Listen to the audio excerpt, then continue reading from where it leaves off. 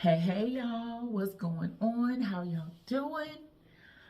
I'm here to talk about a phrase that I've heard frequently over the past few years, especially. I would say the past 3 to 4 years, especially. Um, and that is code switching. Do you have your home voice, your homegirl voice, you talking to the guy's voice, your voice for being in the workplace, your voice when you're calling someplace on the phone? Do you have all of these? Uh, I just like to reference them as voices, but you could almost call them personalities that you switch into when depending on the scenario or situation. I feel like I did have that at some point. I did. I had the work voice, the voice that I'm like, hi, hi, to make it sound softer and more appealing. But now I have grown into a place where I am firm and confident in my authentic self that you're pretty much gonna get me no matter where or what the situation is. I try and I have worked purposefully in doing that because I never wanted to present myself as something that I'm not. When like I'm the type I say quite a bit. And it used to bother me that I did that, especially when I was playing back videos. It used to really bother me that I said a lot. But I realized my is a process that my brain is going through. My means I am thinking before speaking. My is a representation that I am fully present with you, that I'm listening and I'm processing. And before I speak, I own my now. I own my ums. And it used to bother me, but it doesn't anymore because that's just who I am. Take it or leave it. Now, whether some may feel, oh, that makes you sound as though you don't know what you're speaking about or you're not processing. I make sure folks know. No, when I speak, I know what I'm talking about. My is just a part of my language. It's not a form of she's dumb. She doesn't know what she's talking about. Baby, I know exactly what I'm talking about when I'm talking. But you gonna get this okay? My code switching back then was a lessened confidence, I guess you would say. I think I would say I wouldn't say a lessened confidence because I feel like there's different levels of confidence. But I'm not sure what the word may be, but lessened, like a sureness of myself. I think that is where my code switch came from because I'm like, well, maybe I shouldn't. I don't know if is it appropriate to, how can I, when I'm here, when I feel like I should be there, but I'm over here, or I'm down here, they're up here, type of thing. That's where the code switch came from. But as I have grown, I have elevated, I have gotten wiser, and I have matured. That switch has not been a part of what I need to do.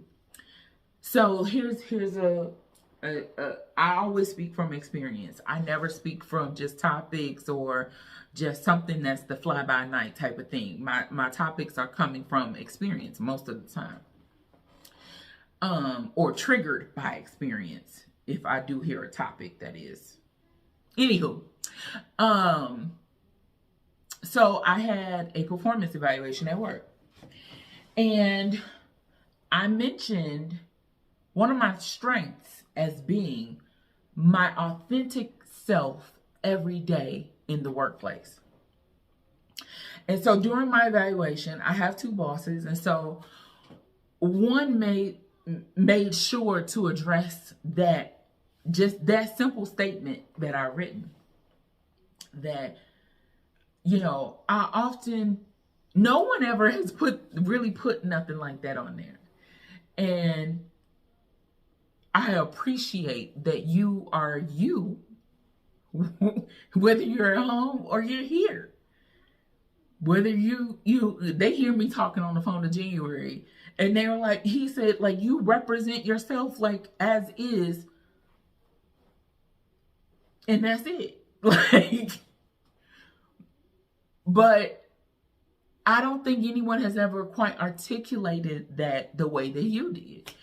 And I literally just put, like, I bring my authentic self to the workplace every day. And it's true. The way that I'm talking to you guys right now is just how I talk to folks in my office. Like, my professionalism is always, this is how I talk to my husband. Now, I can get, no, what you talking about? I can do that. But when I am serious with my husband and we are, you know, coming together as a team, and we have, you know, our dynamic is, in a way, this is how I talk to them. This is how I talk to my daughter when I need to teach her life lessons, when I am parenting, when I'm mama. Well, let her say when I'm mommy. Because she calls me mommy. When I'm being mommy, I am talking to her just like this. I don't have to switch and go back and forth with being one way here and one way there anymore. Not saying that there's anything wrong if you feel the need to do so. It took me a long time to get confident with where I am and who I am.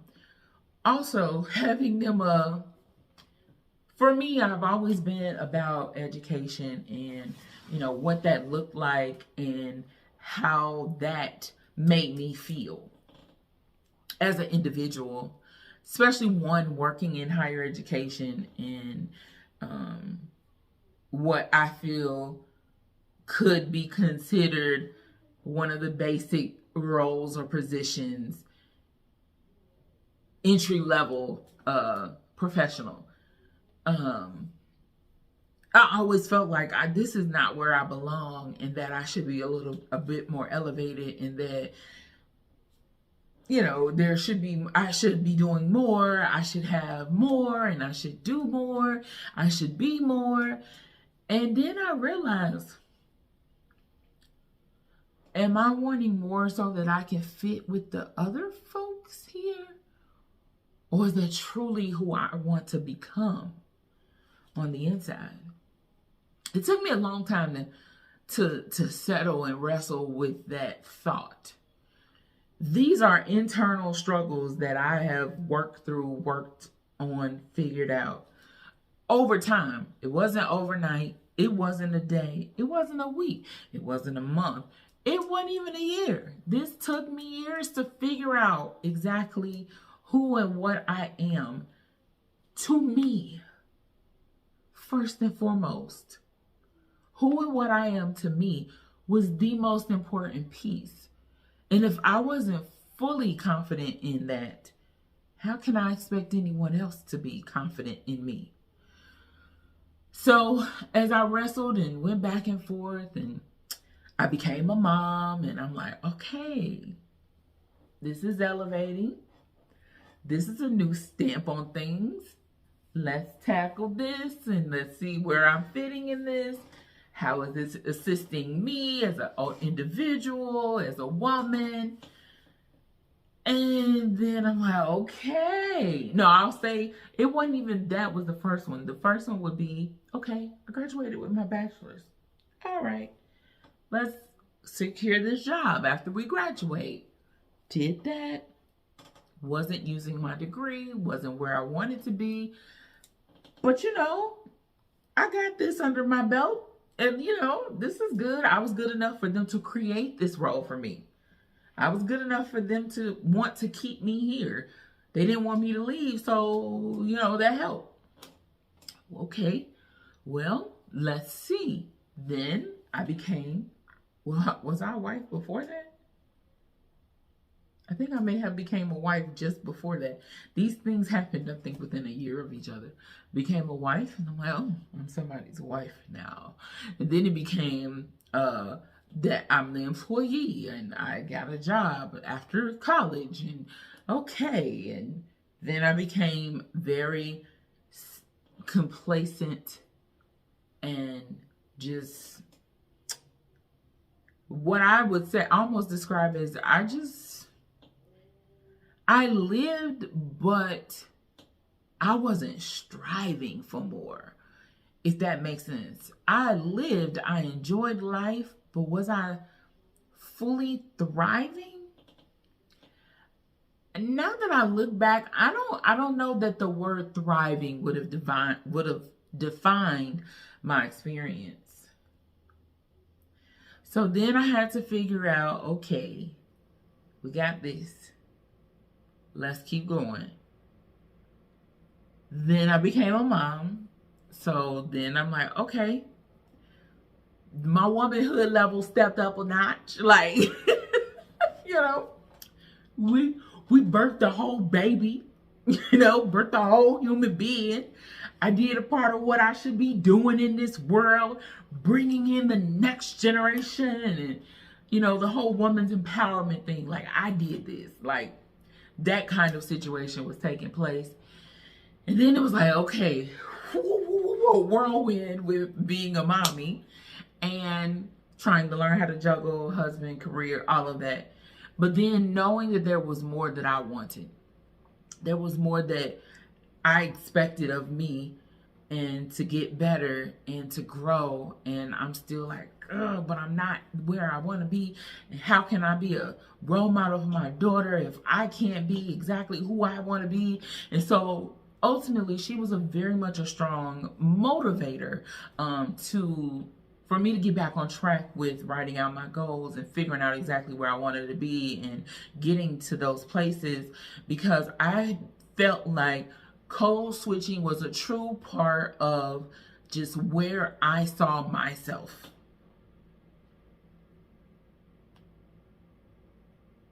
Code switching was a part of where I saw myself. And I felt like I needed to code switch in order to be better, to fit with the ranks. So we're continuing on. I feel like professionally I am growing, I'm developing, I'm maturing, as well as growing and developing and maturing as a wife and a mom. So then it came down to, okay, then what else is next that I can push myself to go through? That's where graduate school kept peeking back up. I have talked about graduate school multiple times on this channel, saying that's what I wanted to do, that's where I wanted to go, that's where I wanted to be, and constantly saying, but I don't know what I want to do and how I'm going to do it and all of that. So I have to always attribute another motivation factor to my good friend Kia, because she went through, she was in the program and finished hers first. And she was just sharing, like, her experience, what it was like. And it was just me talking to her as she's going through the motions and learning more. And I'm like, dang, I'm watching her grow and mature. And I'm like, man, that's so cool. I want to be, I want to do something like that. And so, watching her actually was like, okay, if she can do that, I know that I can do that. Her and I are so much alike. It's crazy that we think similarly. I feel like our maneuvers are kind of similar. The way we handle things are very similar. The way we met was absolute divine. intervention, okay? So I know that we were placed on each other's path for a purpose, and thank you, Kia. I don't know that you'll see this or not, but I'm probably gonna send it to you so you can. So thank you. And so after watching her journey, that was then I'm like, okay, all right, I can do this. I can go back to school. I wasn't thinking about any of the other things that go along with it.